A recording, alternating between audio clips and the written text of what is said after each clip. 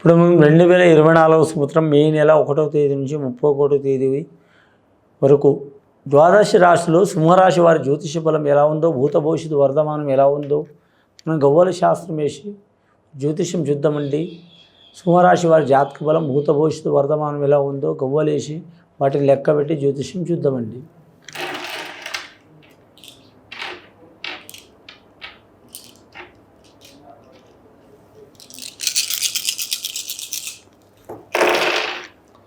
సింహరాశి వారి జాతకంలో మాత్రం ముఖ్యంగా పడ్డాయింది 5 గవ్వలు పడ్డాయండి. పంచమహారదశ గవ్వలు పడ్డాయి, బుధమహారదశ గవ్వలు పడ్డాయి.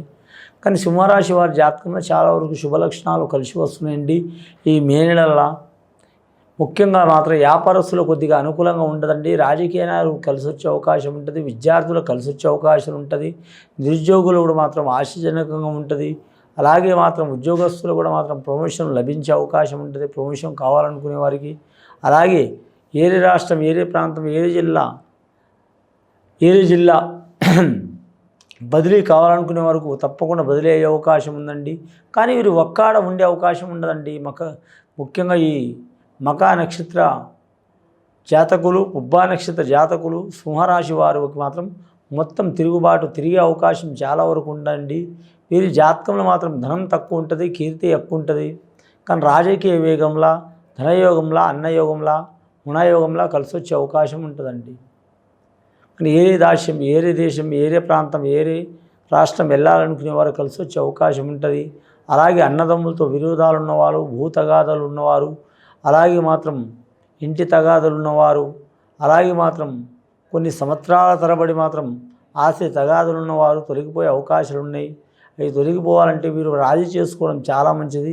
సింహరాశి వారి జాతకంలో మాత్రం ఎంత పౌరుషం ఉంటుందో, ఎంత రాజలక్షణం ఉంటుందో అంత ఓపిక ఉంటుందండి. శ్రీకృష్ణదేవరాయల ఎంత తెలివి చాతుర్యత చాలా ఉంటుందండి. బీర్బాల్ తానిషకు ఉన్నంత ఓపిక ఉంటుందండి. చక్రవర్తులంత ఓపిక ఉంటుంది వీరి జాతక బలానికి. కాకతీయ రాజులంత ఓపిక ఉంటుందండి. ప్రతి ఒక్క రాజులు, ప్రతి ఒక్క సామంత రాజులు, చక్రవర్తులు ఏదో ఒక పొరపాటు చేసిన కాబట్టి వీరి మీద కూడా పొరపాటు చేయాలనే ఆలోచన చాలా వరకు ఉంటుంది. కాబట్టి చాలా వరకు ఓపిక ఉండాలండి. ఓపిక ఉంటే మాత్రం తిరుగు ఉండదండి. కోపం దరిద్రానికి వస్తుందండి. ఓపిక మాత్రం దైవంతో సమానం ఉంటుందండి. అతి ఓపిక అంటే మాత్రం చేతకానితనం అవుతుందండి. వీరు అతికి ఓపిక చేయడం అవసరం లేదు, అలాగని తొందరపడటం అవసరం లేదు. నిదానమే ప్రధానం నడిస్తే చాలా మంచిది. మకా నక్షత్ర జాతర కూడా కలిసి వస్తుంది. అలాగే పుబ్బా నక్షత్ర జాతర కూడా కలిసి వస్తుంది. మకా నక్షత్ర జాతకులకు మాత్రం ఖచ్చితంగా మాత్రం మల్లికార్జున స్వామి దర్శనం చేయడం చాలా వరకు మంచిది. అలాగే పుబ్బా నక్షత్రం జాతకులు మాత్రం అమ్మవారిని దర్శనం చేసుకోవడం, కులదేవతను దర్శనం చేయడం, పూజ చేయడం చాలా వరకు మంచిది. రెండవసారి గవ్వలే చూద్దామండి.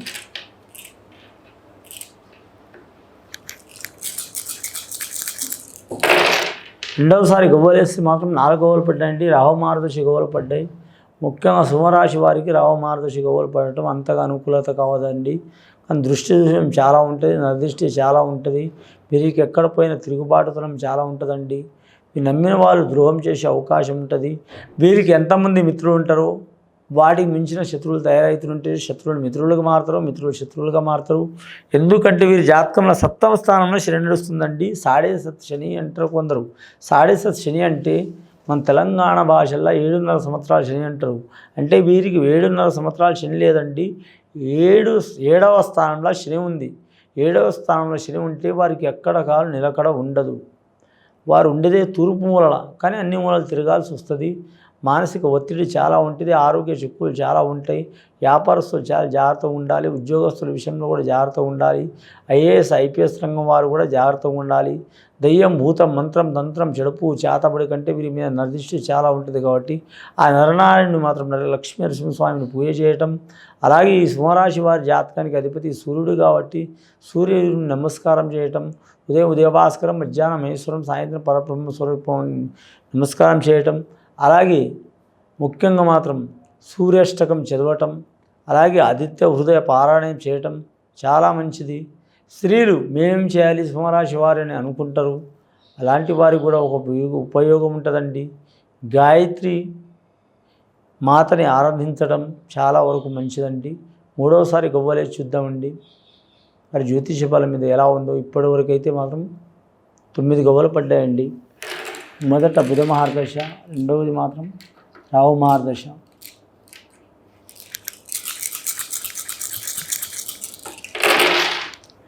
మూడవసారి గవ్వలేసి చంద్రమహార్దశ గవ్వలు పడ్డాయండి. చాలా వరకు శుభయోగం గవ్వలు పడ్డది. కానీ ఏరే దేశం, ఏరే రాష్ట్రం, ఏరే ప్రాంతం వెళ్ళాలనుకోని వారికి తిరుగు ఉండదు. రాజకీయ రంగం వారికి కలిసి వచ్చే అవకాశం ఉంటుంది. సెలబ్రిటీలకు కలిసి వచ్చే అవకాశం ఉంటుందండి. సెలబ్రిటీలు అంటే మాత్రం క్రీడాకారులు ఉంటారు, కళాకారులు ఉంటారు, సినీ కళాకారులు ఉంటారు, టీవీ కళాకారులు ఉంటారు, రంగస్థల కళాకారులు ఉంటారు.